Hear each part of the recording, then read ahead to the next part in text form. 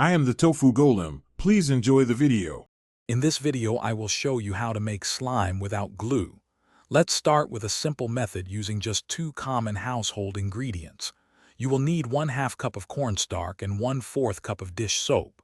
Begin by slowly adding the dish soap to the cornstarch in a mixing bowl. Stir continuously until a thick paste forms. This initial mixture will be a bit crumbly, but don't worry, we will adjust it. The key is to mix thoroughly to activate the starch and create that desired stretchy texture. Beyond cornstarch, many other household items can form a slime base.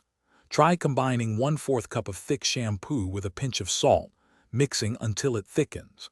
Another popular option involves a few tablespoons of a psyllium fiber supplement mixed with 1 cup of water, then microwaved for 30 seconds.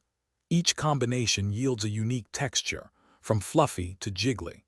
Experiment with small amounts like a teaspoon of activator to find your perfect consistency and discover new, exciting slime variations. Achieving the perfect slime often comes down to careful adjustments. If your slime is too sticky, try adding a tiny pinch more of your activator, like a 1/4 teaspoon at a time.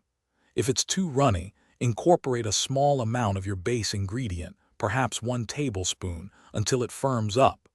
Kneading is crucial. Work the mixture for at least 5 to 7 minutes to develop its elasticity. Don't be afraid to get your hands a little messy. It's all part of the fun of creating your ideal, stretchy slime. Safety first. Always ensure clean hands before and after playing with your homemade slime.